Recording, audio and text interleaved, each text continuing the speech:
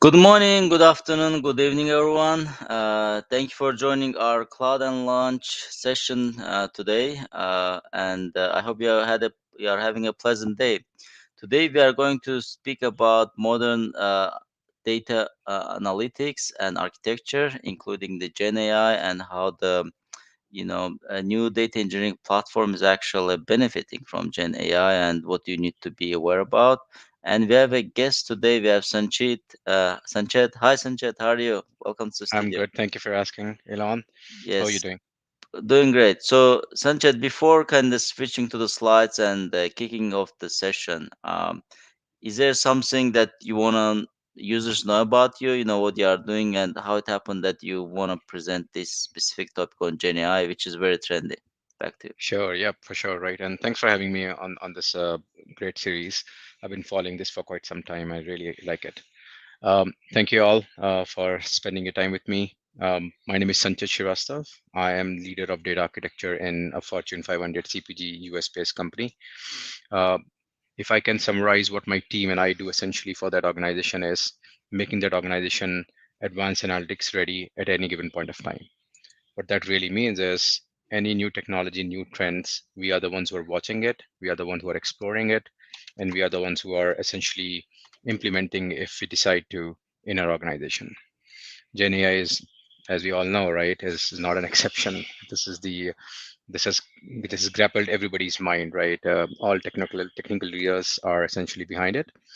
So we have done a lot of work, and what I like to do today is essentially summarize this huge topic, right? And directionally share my learnings, my team's learning with you guys. The goal of the subject of this presentation essentially is modern analytics data architecture, AI empowered. And it's a very heavy topic, so I like to speak a couple of minutes on it. So we all know data architecture is essential. I'll not spend time on it. But we also know in the last 1 years, the analytics has changed significantly. So I'll show what a new data architecture will look like to support this modern analytics and how AI itself is playing a big role in it, right, to enable this support of modern data architecture. So this is about the session today, Elon. Anything else you want to add? Great. No, that's all great. So let me, without any overdue, I know that people are joining now. The Hmm. session, the number is growing here, which is great. Yeah, Hmm. this is very interesting topic, and I'll just add that if you compare this with the previous one, as far as I remember, 10 years, 15 years ago, data analytics were more of a you run some data processing job right in the evening, so you have for the entire day the whole reports. Maybe some Yep. organizations squeeze it to the last 4 hours, right, making Yep. sure that those things are but nowadays, as far as I see, this cloud enablement and Gen Yep. AI made it in a way that I would say the people who need to make decision, they want to see the reports and data almost immediately, like Right. instantaneously. And Yep. then there's a set of tools, I believe, and help that modern data platforms are provide. And I believe Yep. everybody's going to be happy to hear and learn about that from you. Yep. Yep. Yep. You're spot on, right? So just to add a bit more on it, that's why it's modern analytics, right? I think Yes, the data is at the forefront now right. versus 10 years back, data was behind. I will not be citing any tools. I just want to be very clear. I don't want Right. to show favoritism, but there are tools, and I'm happy to answer in Q&A if somebody has any specific question about any That's specific great. tool. That's Yeah. great. Yep. Let me bring the slides now, and you should be able to see everyone. So, everyone, we welcome to our session, and we are kicking off now with Sanchit. Go ahead, please. All Perfect. the Well, thank you. is yours. Yeah. Thanks a lot. Thank you, guys. And again, once again, thank you all for spending your time with me, especially your lunchtime. So thanks for doing that. I spoke about me a bit. If you want to know more, here's my LinkedIn link. Feel free to go there. I also spoke about the topic, but I'll recap it one more time. The topic is modern analytics, data architecture, AI empowered. The goal here is would be what modern analytics is, why is modern analytics needed in nowadays world, in the current world, and in future world. What are the key core components of modern analytics, right? So I'm going to call it as MADA, just to short form of it and be fast about it. We'll talk about what the core components are, and I will also share with all of you some key nuggets at every component, which will help you guys to build a modern analytics data architecture. For every block, I'll give some best practices which my team and I have implemented, and we are working in our organization to implement. And then I will focus on how Gen AI/AI itself is helping to set up a modern analytics data architecture in any organization, and what could be a start for an organization to start their modernizing data architecture journey. So this will be the goal of this session. It's supremely loaded topic, so I'll immediately dive in. So I spoke about what modern data architecture is, and Elon indicated that during the intro session. 10 years back, data analytics essentially was behind the scene, bad job, reactive reports. Modern analytics is very different. Modern analytics is very operational, very real time. So your architecture, a modern data architecture needs to ensure that it is handling data from a variety of data sources. I like to say to my team that data is everywhere now. Audio is a data, video is a data, documents are data, and obviously traditional data systems are data. So a variety of data source compatibility is extremely important. I'll talk to you guys later in the slides how can we achieve that. Gone are the days where batch reports will suffice the need. We need an architecture where real time data processing is a must. So I'll share with you guys how can you achieve those things. Also, now with the essence of generative AI, actionable insights are becoming very common, and they will continue to thrive in the future. So an architecture which will support machine-driven actions is going to be extremely important now.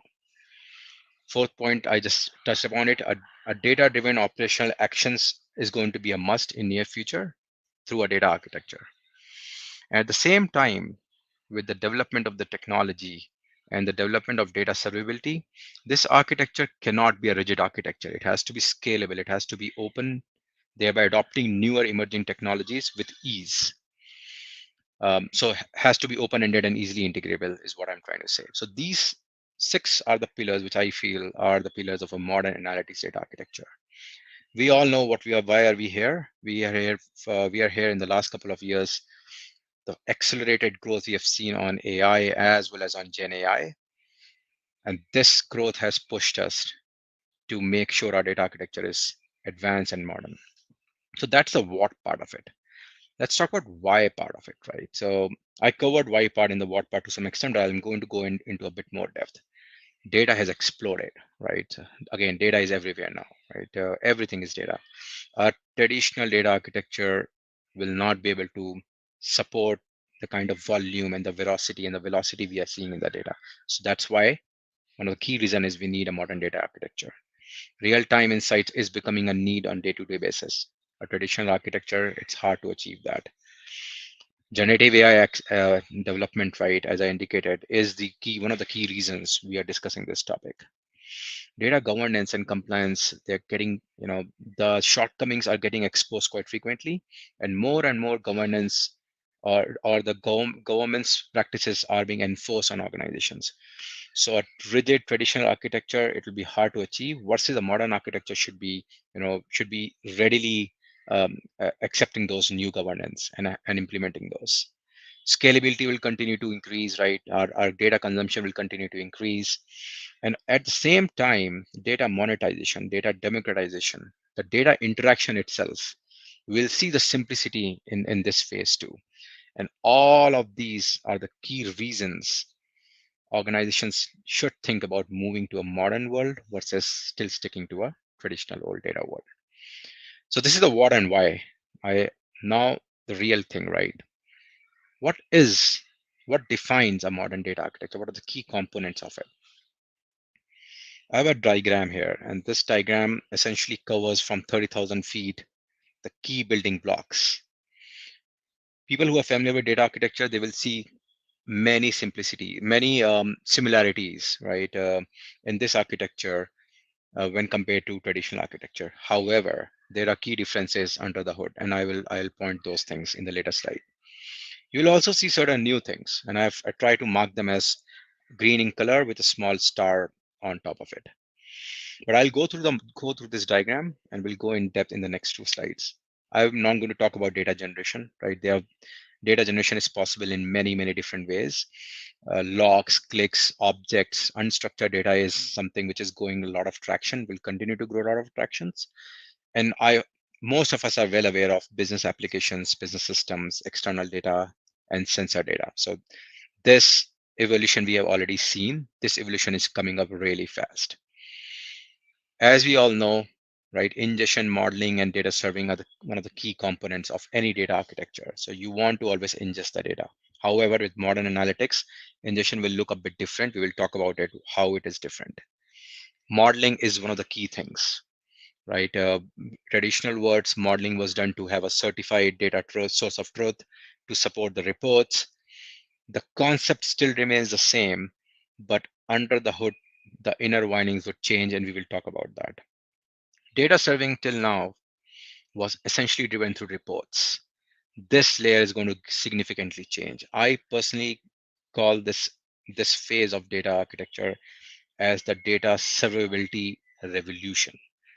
I think the data serving layer is going to change significantly, and that's why I've bloated it in a much more grain than ingestion and modeling.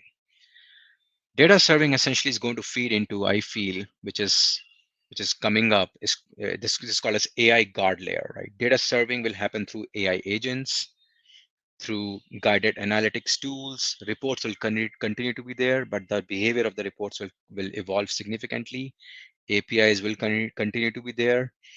Data science models will continue to be there. But AI agents and NLP, right, guided analytics, will be driving data serving layer forward. And to guardrail around AI agents and guided analytics, a new layer is going to be formed, and I'm calling it as AI guard layer. This guard layer, you can all think of it as a data quality layer, but for AI agents and self-driven analytics. And we will go through in depth on all of these things. We all know data security is extremely important and probably very important now in current environment. Data management plans will continue to stay and will evolve. Data operations, data architecture, orchestrations, analytics, data management plans, you will see them evolving too, and data privacy. All these are horizontals. They will continue to be there, but they will shape and size will be changing. I will not be going into these things because they're broadly known to everybody. A new concept you will see coming, and many organizations have started implementing it as the data is becoming the forefront, and it's called unified observability. For now, for the next 20 minutes, and I'll cover this in depth later on, for the next 20 minutes, just consider this as making sure wherever your data is going, is moving, you're making sure that that data is reliable, and you're making it sure with AI scrambles over it. I think this is going to be extremely important as we automate data servability to our end users. We cannot have bad data making or enabling operational decisions. That's why data reliability is going to play a key role. And we'll talk more about it, about unified observability later in the session. Um, Moving on, and before I move on, right, Iran, are there any questions so far on the chat? Okay, I'll move on. So what I said, right, I said was, I'm going to cover key KPIs and best practices at each of every block.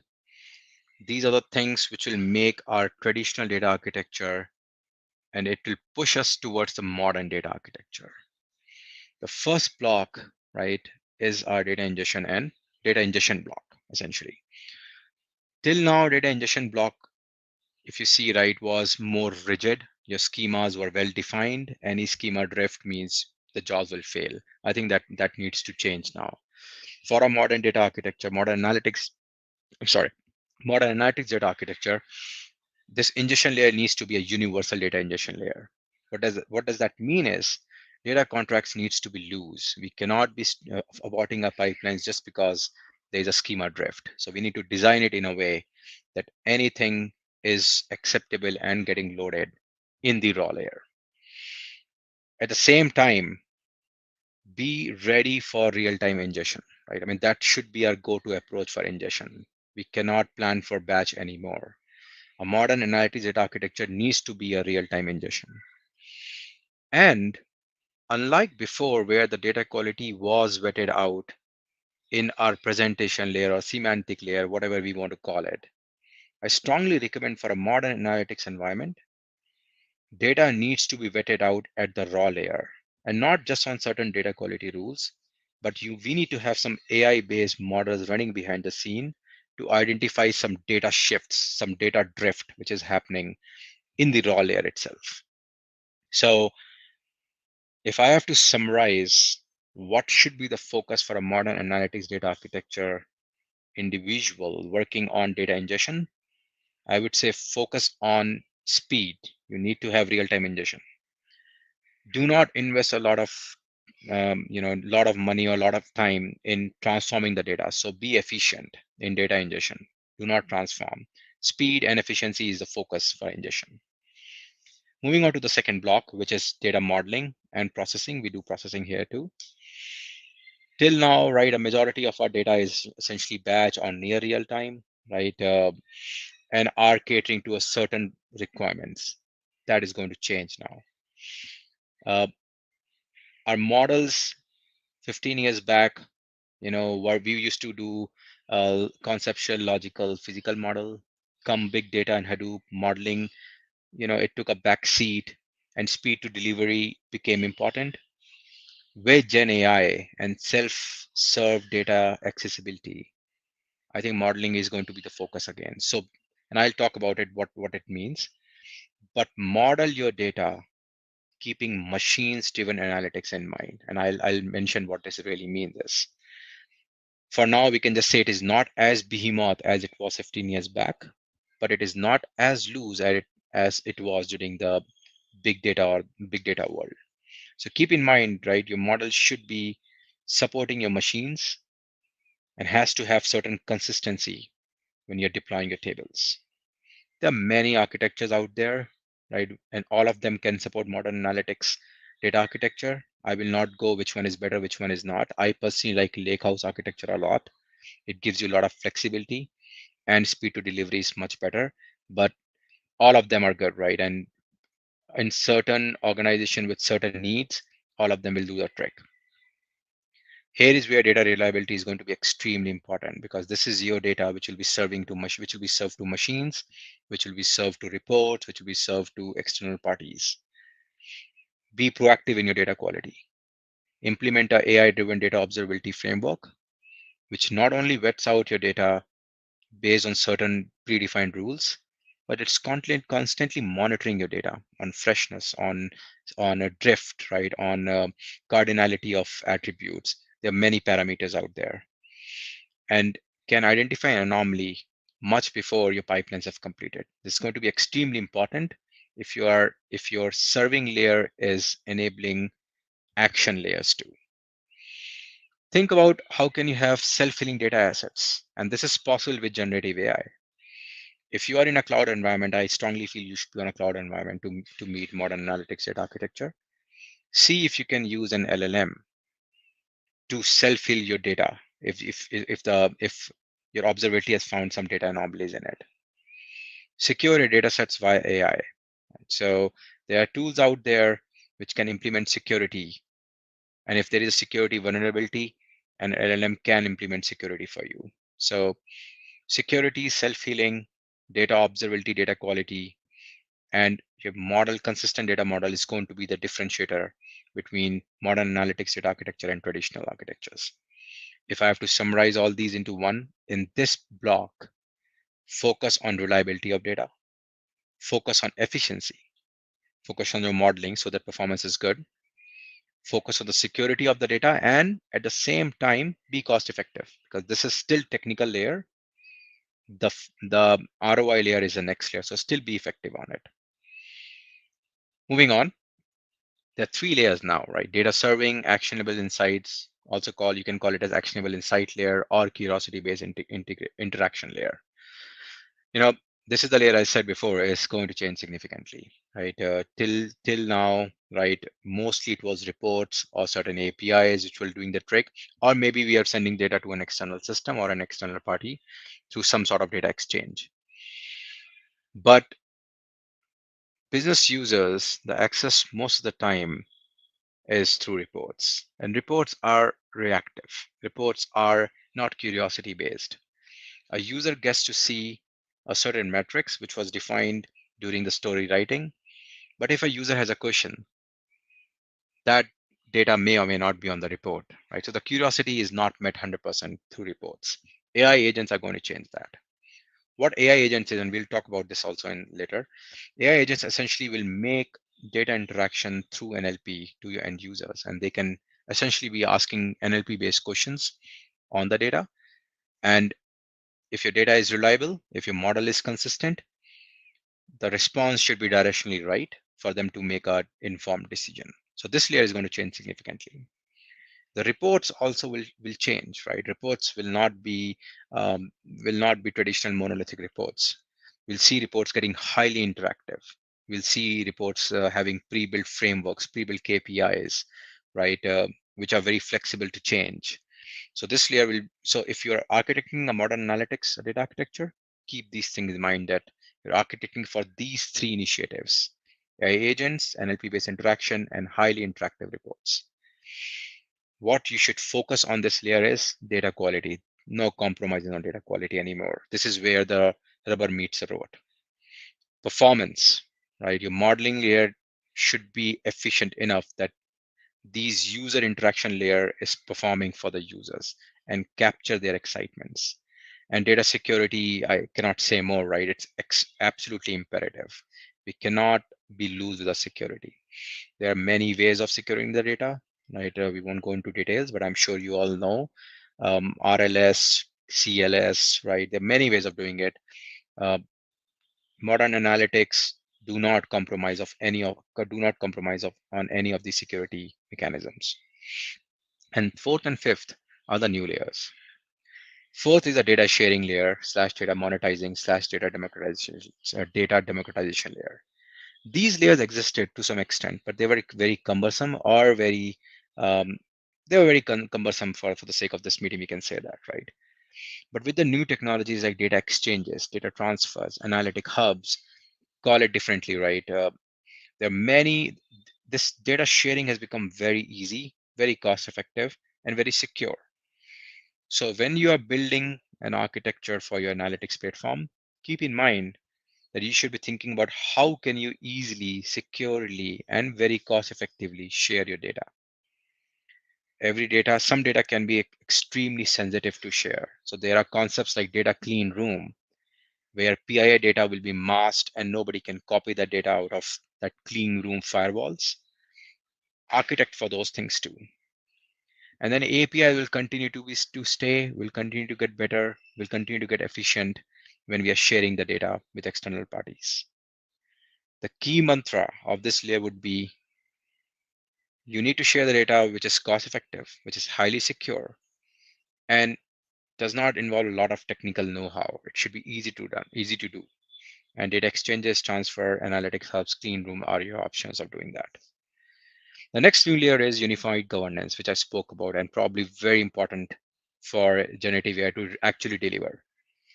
This essentially is, again, right, quality data, ensuring your LLMs are responding and are understanding the user inputs in the best possible way.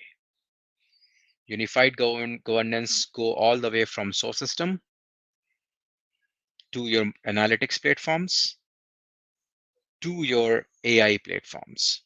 So it goes all across, and it is essentially a co-joint effort of different teams to get to that point. So again, when you are building an architecture to support a Gen AI applications, this is extremely important, and keep this in mind. If I have to say what is the key thing for this layer, it has to be proactive data quality, not reactive, right? You have to have a AI component which is vetting out your data quality and sharing any anomalies much ahead in advance before any bigger impact has happened. So these are the core components and core KPIs of each and every block. These are the differentiator KPIs. All the other KPIs of every block, which are part of traditional architecture, continues, but these are the one which you should think, because they are the new ones. Okay, moving on, right? As I said, I'll go in deep into each and every KPIs and share with you guys how can you really achieve these things. I'll be sharing some scrums because as you guys all can understand, this is a huge topic, but I'll be sharing enough that you guys will get some directions around it. So starting with data ingestion, and remember the mantra is speed, efficiency, and cost, right? We don't want to invest a lot in this layer and we don't want to transform a lot in this layer. So how do we achieve universal data ingestion? How do we ensure that everything is getting ingested? Architect this layer in a way that schema evolution is a must. And if you guys do not know what schema evolution is, it means that you know if a column is added, if a column is removed, a data type is changed, right?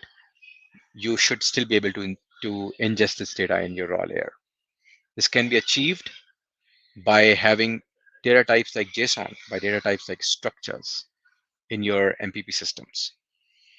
If for some reason data types like JSON and data types like structures are not supported, make use of storage containers or buckets, right? Whichever cloud you are in, to store all the data you're getting over there, right? That will become your raw layer. You want all the data, no matter what the schema is.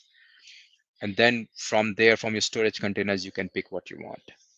But have that and do not fail your pipeline just because a schema has changed. There is also a concept called a schema on read. So read about it if you don't know. Schema on read essentially is the same thing where you allow everything to get loaded, but while reading from it, you decide what you want to read. So it's a must in a modern analytics environment. Again, in ingestion, one of the key things you should plan for is real-time readiness. Um, Architect your raw layer in a way that it is real-time ready. You can have a CDC-based approach. You can replicate your source system if it is possible and volume is not much. You can have a pub/sub event-driven architecture. You can have serverless function reading from a service bus. But your architecture should have these services or these technologies ready to have real-time ingestion being enabled. Third thing, which is new, right, for a modern analytics environment, is AI-based data quality at the raw layer. Extremely important. You don't want your data to go all the way to your serving layer or to your modeling layer just to realize the data is bad. Because remember, right, with GenAI, you want operational, actionable insights. So it is extremely important that the moment data is loaded into raw layer, there is a framework running on it, which is vetting out the data quality which is received and sending alerts if it identifies any anomalies. So invest in your data quality tool in the raw layer itself.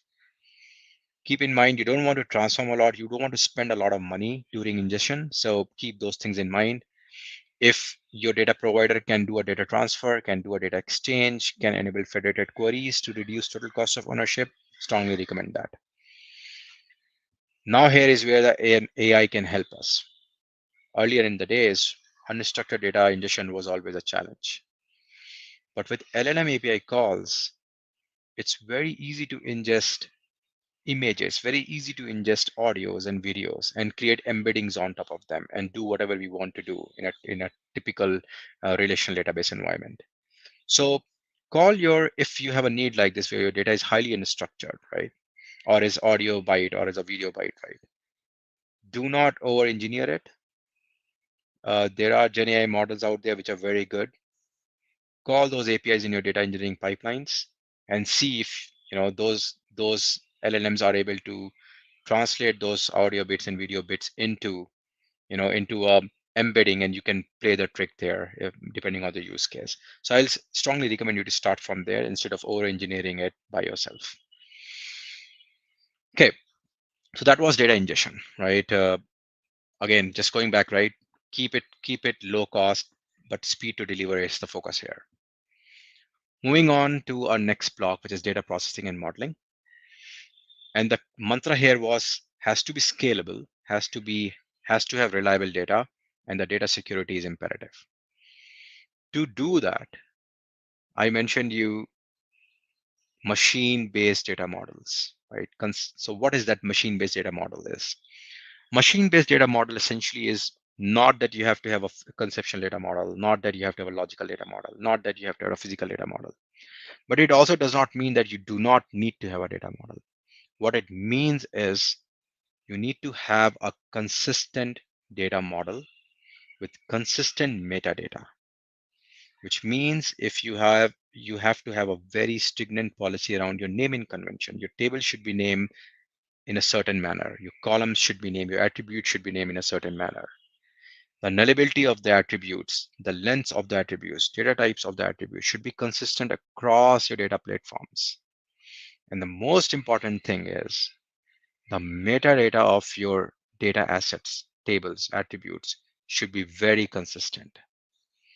The reason this, if you are enabling NLP based data interaction or guided analytics or AI agents, you want these LLMs to know as much as possible about your data and as much as possible correct information about your data. And metadata does that for you. There's a concept called of grounding. We will see that, right? So if you have consistent metadata defined and have less data redundancy in your data models, you're empowering your LLM to respond to a question asked by an end user in a much better way. So this is absolutely important in modern analytics data architecture. We'll see the use of data at the serving layer is going to increase significantly. So optimization techniques, compression techniques, we all know they exist, but they are much more needed now than ever. So keep investing on that. Strongly recommend to have ELTs over ETL. Since the data volume is high, you don't want data moving over from a database cluster to a ETL cluster and then coming back to a database or a MPP cluster. MPPs typically are massive parallel processing engines. They have they have large scale compute, they have large scale memories. For GenAI based application, ELT is the way to go. Strongly recommend on that. Again, for a very complicated scenarios, there are models out there which can process image, videos, right? PDFs, right? PPTs, complicated data engineering, data analytics stuff, but models can do it very easily. So use GenAI, right? Call again, all these LLMs are available through their API calls. Call them in your pipelines. There is a technology called as function calling. You can call the pipelines and instruct it to do what you want it to do on a certain data set, and it would do it for you. Um, there are many videos out there. We don't have time to go to the demo, but we are asking our teams to invest in this significantly. And then the next layer is new, right? This is where, as you can see, the complexity is increasing. We need help here. And this is where the AI is going to help us, especially in this modeling layer. Use LLMs, right, for your data engineering complicated task, right? To ingest them, to model them, to compare them, right? Use LLMs to do that, right, for you. Code assistants are going to be extremely helpful when you are modeling or processing your data. We'll talk about it later in the slide. I have a slide on AI code assistant, but leverage that.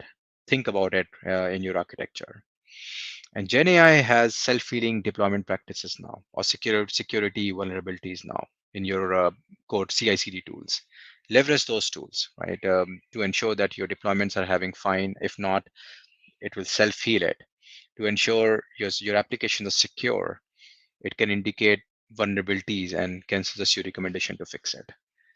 So AI can do a lot of job for us, can help us, can accelerate our deployments significantly in this layer.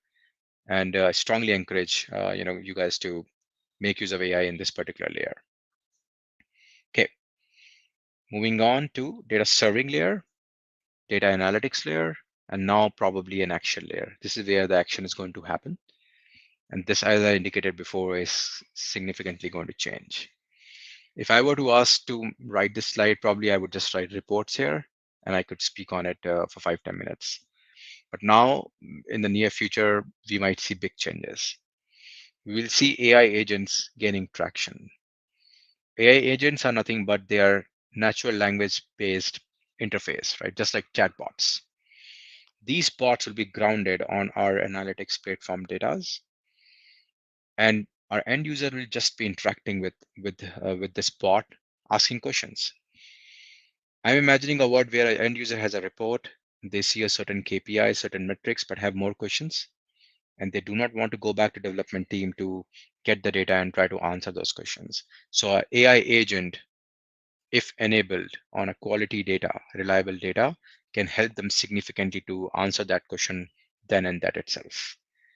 This is possible only when your data is reliable and you have consistent data model behind the scene. So extremely important. So when you are building, have AI agent in mind and do the prep work with your data models and data quality slash observability in mind. As I said, I'll talk about machine models, data models. So here it is right. I think I've covered it a lot, but I'll still mention it. Machine needs to know what data is where. And for it to know what data is where, make sure your naming standards are consistent across a data platform. Make sure data types of critical attributes, if not all the attributes. Nullabilities of critical attributes, if not all the attributes. Descriptions, they're must. Do not miss on descriptions, right? They are very consistent. They are as detailed as possible. The reason is, and the diagram is a very good way of saying it, right? When a prompt is sent to an LLM or to an agent, essentially that agent goes, redirected to an LLM. And LLM is looking for the metadata, right? That how can I answer this question? Which table I should be going? And all that information is in your metadata, which is the grounding block for your LLM. So if this information is accurate, consistent, your context enrichment of prompt is quite rich. Your LLM would know precisely what it is looking for and will go to the right table to get the right data and will interpret it in a right way and then show it to the user. So very important to think about consistent machine-driven data model now versus behemoth data models 15 years back or loose data modeling during big data world. Reports will continue, right? I think reports will continue. However, reports development will have AI components in it. I'm sure many of you have already seen, AI-based report development is coming out pretty hot, right? We'll have pre-built AI-based KPI metrics already available. I think this is coming in very soon. There'll be pre-built reporting frameworks already available where you just hook up to the data and certain reports will start showing automatically. The goal for reports would be speed to delivery should be extremely fast now. We need to reduce that time to deliver and deliver it much faster. So that is how I think the serving layer or analytics layer will change um, in the new modern analytics data architecture world. Time check. Okay, data sharing layer, right? Data sharing layer loosely existed before, but this is undergoing a overall technical overhaul now. Strongly encourage, if you are building an architecture now, strongly encourage to look into data exchanges, data transfers, analytics hub. They are new, they are easy, they are secure, they enable real time if you wanted to, or batch if you wanted to be, and they're quite scalable, right? So suggest you to look into those technologies. If your data is highly secure, it has some PII details, data exchanges, data transfer is not the solution for it. The solution for PII data or secure data is clean room. Think of it as you're putting your data in a room and data cannot leave that room. So anybody who wants this data has to come to that room, explore what it is, and then move out of the room. Data is never going to leave that room, and all the PII information will be masked/encrypted and will not be available for any decryption or unmasking. So this is the way if you want to share the data, secure data, uh, data clean room is a good way to do it. Right? Again, same concept, scalable, secure, right? And you can have real-time data sharing too in this layer. APIs will continue to stay, right? Will continue to be the backbone of DAS options for analytics platform. However, high concurrency will become a need, right? And we could see certain APIs meeting some operational needs too in the modern analytics world. I think file-based sharing needs to stop. Um, we all know they're not secure, they're costly, they're error prone. Um, in this world, cannot have any secure information in the files. So we'll strongly, if you're architecting something, we'll recommend you to think about not to have data shared through files. If there is no other way, I know it depends on publisher as well as consumers. Try to make use of storage containers or buckets, right? Whichever cloud you're on, right? To put your files there and have that security layer, that IAM based security layer around that file. Um, I think in the modern world, sharing files through emails or a file location or a window drive is getting to a riskier layer now. So this is how I think the data sharing layer will change. Mantra here should be do not over engineer this layer, keep it low from cost perspective, but at the same time has to be secure and efficient. The first two option here are very good options for this layer to succeed. Okay, I think we've covered all the layers so far, which are known to us to some extent. Now is the new layer, and this layer is extremely important. I'm calling it as guard layer. This is a logical layer. If you remember the data model, I have it as dotted lines. Just going back quickly. So this is a logical layer, or you can have it as a physical layer, depending how you want to architect it. But essentially, the goal of this layer would be making sure your machines, your agents, your self-driven analytics is hitting the quality data. Your agents are governed, making sure your agents are governed on certain criterias, right? They cannot be biased, they cannot be hallucinating and still sharing the outputs, with the end users. So essentially think of it as a AI guard layer, your data observability guard layer. And in this layer, whatever data resides will have only two purpose. That data needs to be extremely certified. The accuracy of data has to be extremely high. That needs to be a pristine quality data. The second kind of data in this layer would be the data which is going to block your AIs to respond in a certain way. So um, think of it, you might have certain racial data in here, making sure that if a AI is trying to respond in a bad racial manner, this layer is going to make sure that it does not do that and block that response. So what is the purpose of this layer? This purpose of the layer is to enhance the accuracy and accelerate the human line interaction behavior of GenAI agents.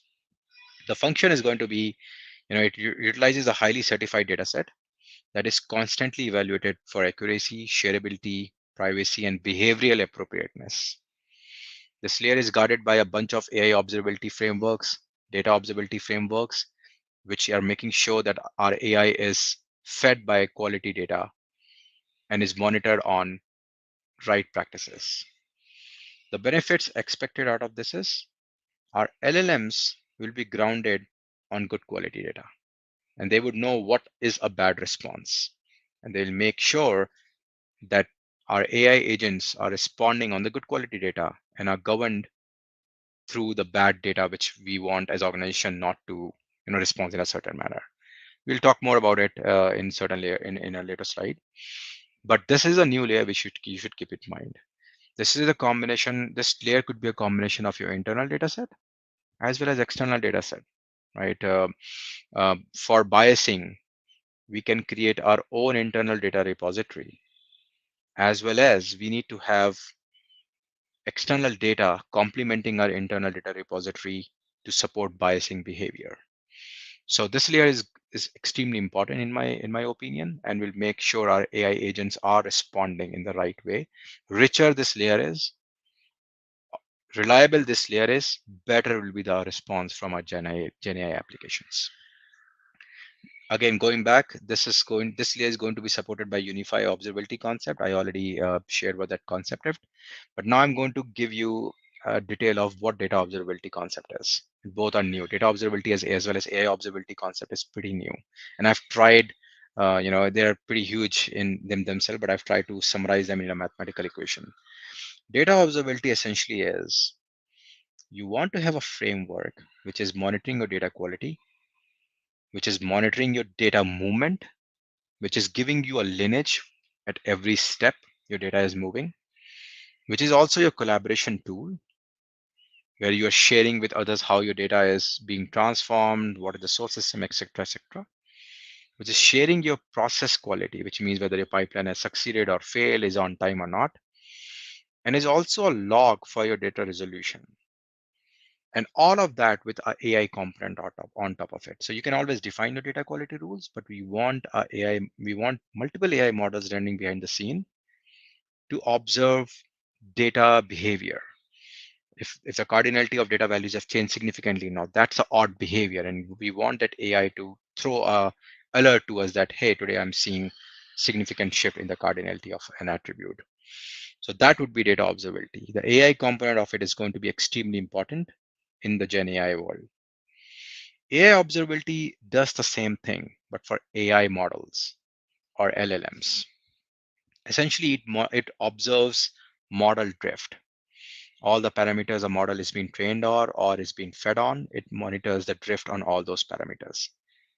It monitors the correctness of a model, right? Is the model within the accuracy range or not? Latency of response, privacy if it has certain PII data, if it is bias, if it is inclined towards biased behavior, and the protection of data. And all of this with the AI component again, right? You don't want to be reactive, you want to be proactive. So you want your framework to be continuously monitoring it, not only on your predefined rules, but on certain AI defined rules too. With data observability and AI observability, and to some extent, source data observability, which we all know already exists to some extent, right? And at every source level, this combination is called unified observability. And if we can get to that vision, our data quality can be really good. So this is the guard layer, and this is what and a unified observability is extremely important for the guard layer. And this layer is going to be a new layer in the Gen AI world. Okay, moving on. I want to cover on, since we've discussed a lot, right? We discussed what modern data analytics is. We discussed the core components. We discussed for every core component what 3 or 4 items needs to be taken care of to shift from traditional to modern analytics. I want to discuss how AI can be enabled in a data architecture environment. So what is a start, right? We know it's new. We know it's to some extent it's a hype, but I personally feel it's going to, it's going to land, in my opinion. So I think for any organization who wants to be Gen AI ready or who wants to accelerate their AI journey, the first thing is going to be data reliability, right? So, and the data reliability can be driven through data/AI observabilities. So anyone who is trying to make sure that their organization is modern analytics ready, they need to be thinking first about how the data can be made reliable with AI technology, how their models can be relied upon with AI technology. So again, the concept of data observability and AI observability, which I spoke about. There are certain tools which I've mentioned. Feel free to reach out to me if you want more details about those tools. These tools are evolving very fast. So yeah, I mean, there are tools available which can help you there. The second thing which I will strongly recommend organization is to dwell into code assistance. So in the modeling layer, if you remember right, uh, modeling layer is going to change significantly because then the nature of the data is going to change significantly. And I think code assistance can help us significantly in there. There are very good co-assistants. I mentioned few names here, right? You can start with any one of them. I have few data points to share later in the slide, what to watch out for, what not to. But I think this could be an easy step, as an easy second step or the first step for any organization to dwell into their AI journey. My suggestion would be to be a consumer Gen AI first and not start training these assistant on your data. Um, that training can come, but start consuming the LLMs before you start training them so that you're used to their behaviors. At the same time, right, have your LLMs start thinking about having your LLMs hosted in your VPCs, right? And while when you're doing that, right, think of private endpoints, think of single tenant environment, think of, you know, having LLMs in your own original cloud environment from security purpose. And we'll talk about that, the security risk in later slides. But if you are thinking of bringing Gen AI to your organization, I think private endpoint, single tenant, and hosted in your cloud environment are extremely important data points you should consider. As I said, right, be consumer Gen AI first. Do not try to train your LLMs right away. Start consuming them, learn from them, and then when your data quality is good, that will be a good time to start training your LLMs. And yeah, this fifth one is an easy one, right? Not an easy one, but it's a good one. LLMs are available through APIs. If your data is highly unstructured, right, as I said before, call them in your data pipelines, ML pipelines, data science pipelines, right? And instead of engineering by yourself, see if LLMs can do the job for you.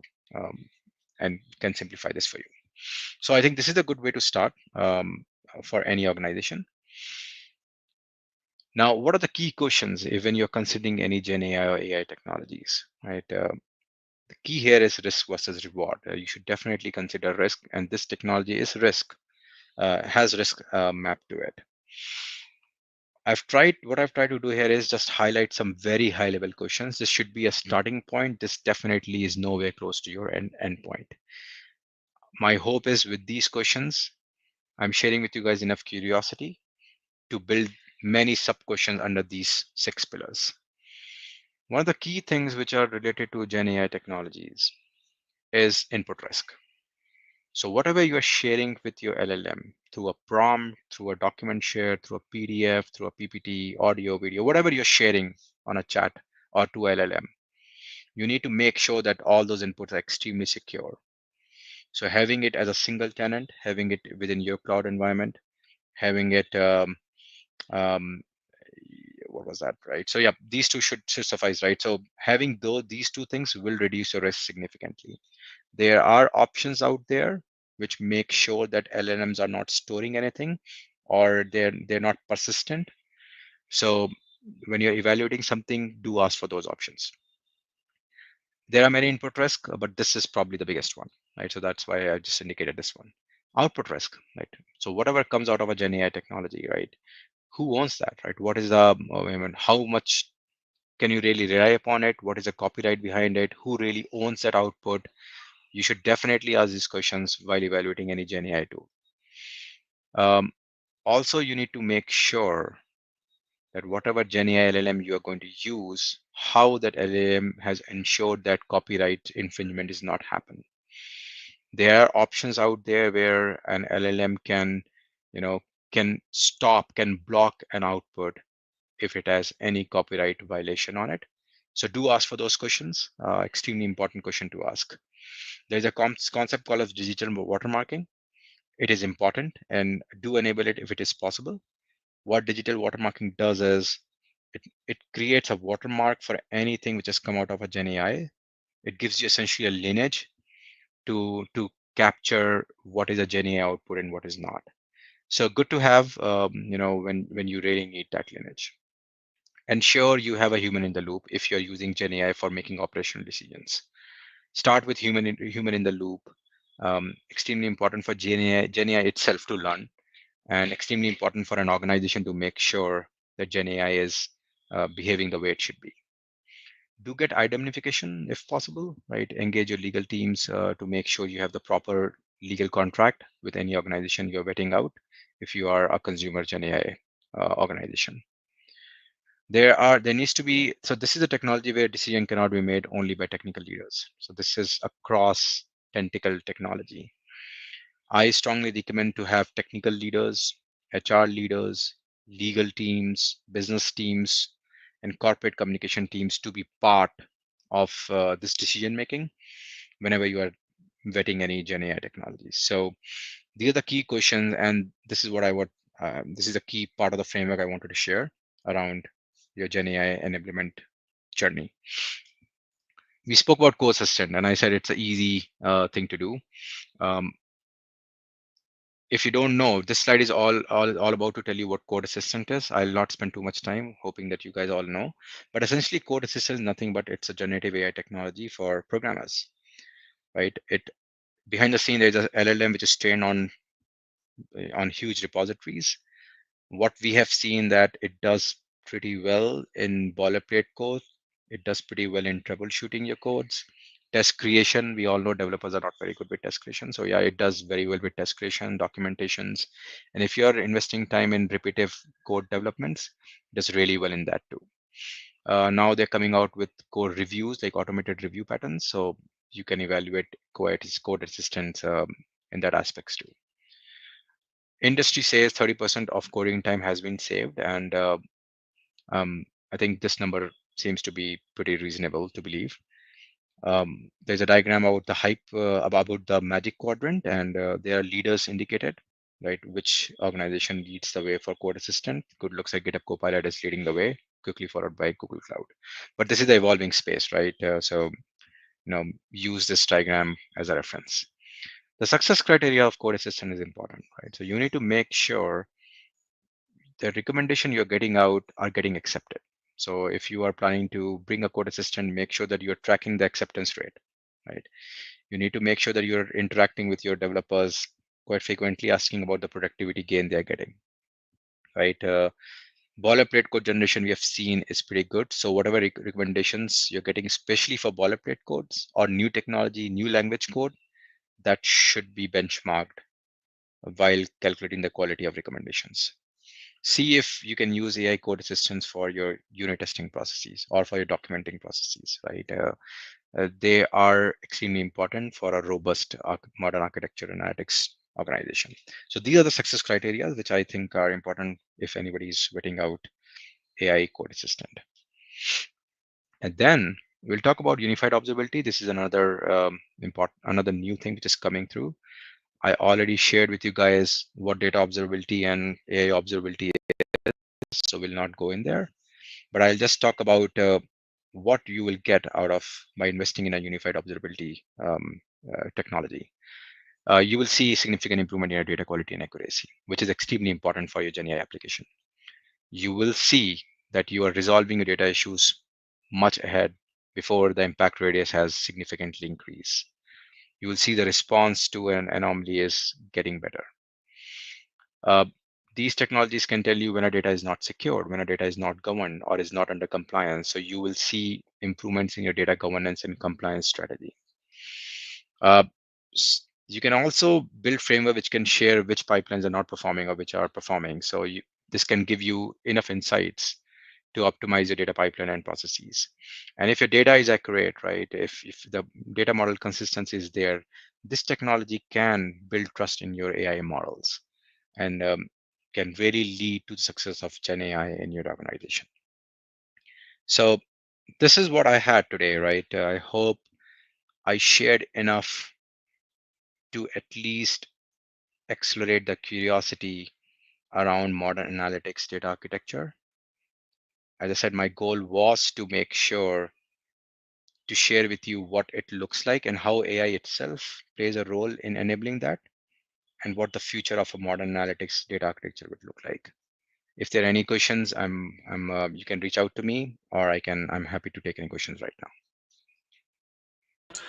Thank you, Sanchit, for the great, presentation. You went through a lot of niche topics, so to speak, right? Try to put this in a way that is applicable across different tools and services and CSPs, so to speak, which is a really good kind of high level details in terms of what exactly components and what needs to be done.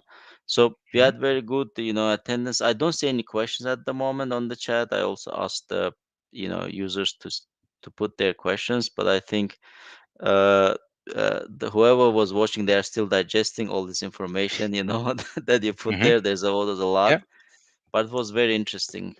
So sure. I'll just have a follow-up question here for viewers if they want to get connected with you or they have any follow-up questions after watching this session later on, where you Yeah, would direct them to get in touch with you.